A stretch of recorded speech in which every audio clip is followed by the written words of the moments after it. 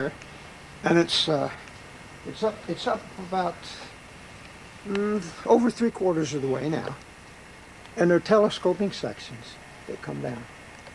And when I have real high wind, I'll crank it down to 21 feet. Okay. Now, which beams is Okay. this? Now the top one is a 2-element wide space 40-meter Yagi. Okay. The one below that is a 5-element. Okay. Now, here is a 3-element tri-band beam, which is the only tri-band beam I have, on 30 meters, 10 megahertz, 17 megahertz, and 24 megahertz. It's called the WARC bands, okay? Here is a 5-element medium spaced, no, I'm sorry, let me start. 5-element wide space 15-meter beam on the bottom, and a 5-element wide space 10-meter beam on top. Both Yagis. The antenna right here space 17 megahertz Yagi, and the one below it is a 3-element, I built it myself, home built 24 megahertz Yagi, and the vertically polarized 2-meter Yagi on the side is my packet antenna, packet DX cluster. Then here on the mass, 2 preamps, 435 megahertz and a 144 megahertz crossed Yagis, and remote controlled, computer controlled downstairs, so I can run both azimuth and elevation by computer calculated outputs.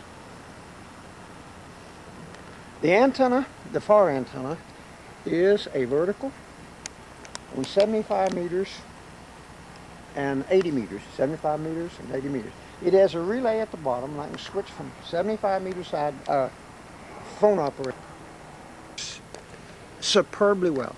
Here again, shunt fed for 160 meter operation on the tower, and it's critically coupled to the tower in terms of the spacing and the height, and those are critical factors in the tuning of that type of a system. But it works out this way. Tuning network in the base. Now I've got 2 tuning networks. This tuning network, motor control from inside. There's 2 little motors in that works at capacitors. This one's fixed. I have not initiated this one yet. This one works so well, I just haven't done it. But I'll do it this summer. Okay, that's it. And 5 years ago, I had a storm come through here, 92 mile an hour wind over this house. Blew the antenna. This is the farthest point.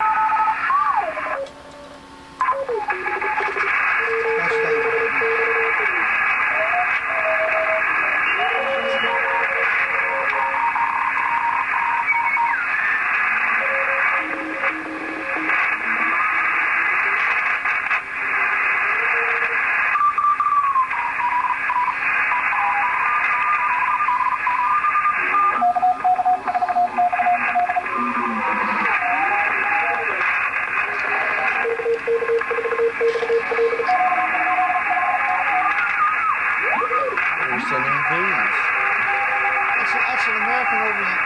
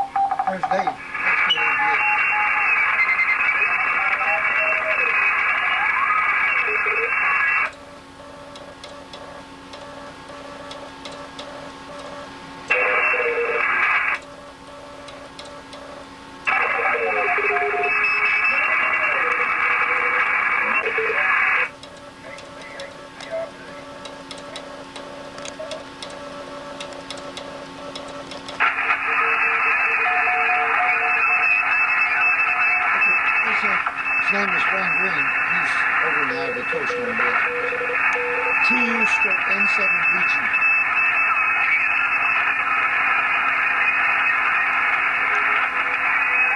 I don't know what it is.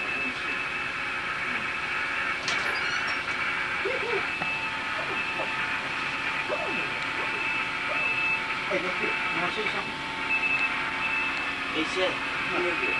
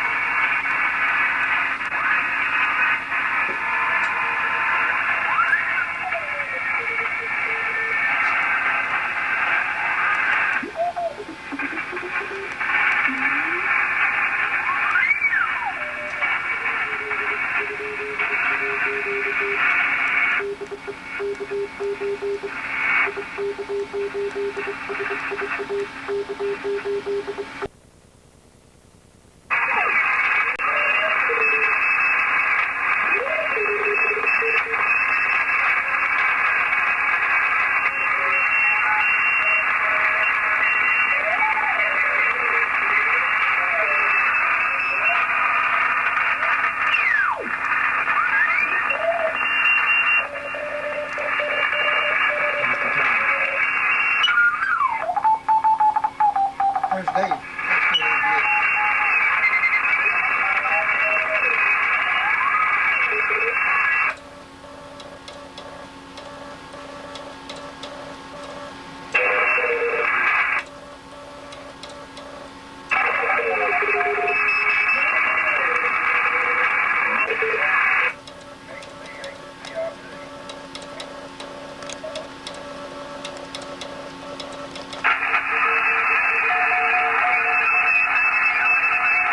That's what his name is Wayne Green. He's over now at the toast room.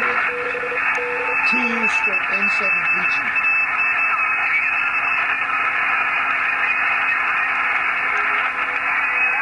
I don't know what it is. Let me see.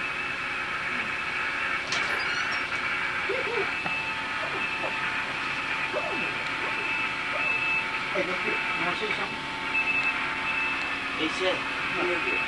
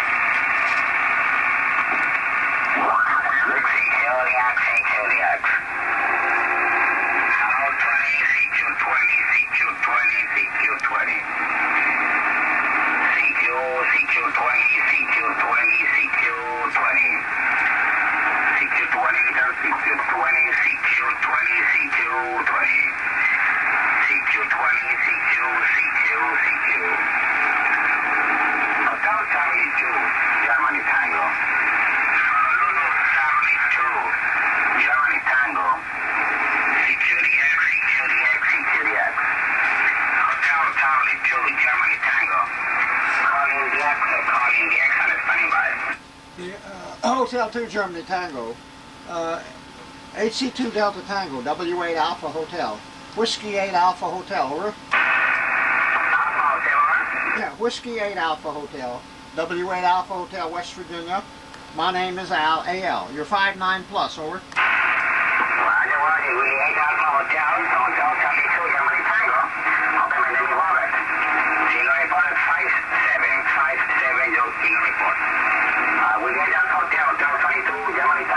Yeah, give me your name again. What is your name, over? Give me your name. Yeah, the name here is Al, A America, L London. I'm in West Virginia. HC2GT, Ecuador, W8AH. Go ahead.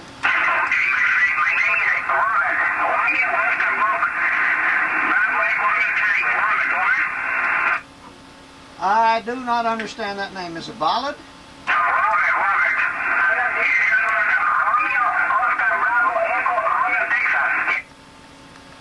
Okay, Robert. Okay, Robert. Yeah. Fine, Robert. Gracias. Thank you for the contact, Robert. Yeah. I'm in West Virginia. You're 59+. HC2GT, W8AH. Thanks, Robert. Okay, fine.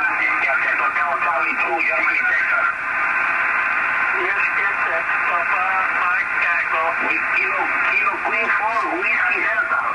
59 years old.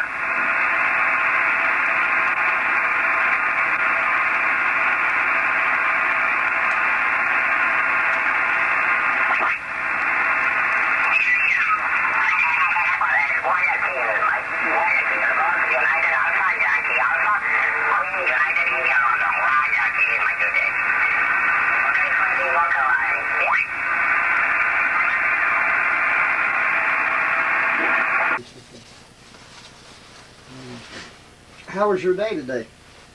All right. Hey, how about Carbide and Ron Palong? I guess theirs wasn't as good, from what I heard on the radio at least. You know, for about 3 days to bring it back up. And Ron Palong got those 30 people. Yeah, they've got the switch gear now, the vacuum bottle contactors, Uh-huh. and where we have even our 4160 equipment, where we got the air blast breakers. Mhm. They're not air blast, but just air breaker. Uh-huh. And we'll separate the contact on it. It goes about that far. It comes from here and goes That far. in an arc chute to extinguish that arc on What, you 4160. using the arc, the air blast? Yeah, well, it's not even really air blast. It's got some magnetic blowout coil. So Books. even though the unit tripped offline, He worked the Ecuador machines don't stop and the immediately. Ivory Inertia carries Coast. in for about 20 minutes worth. Air cleaner. You know, too much dust on it. the owner himself of this beautiful station.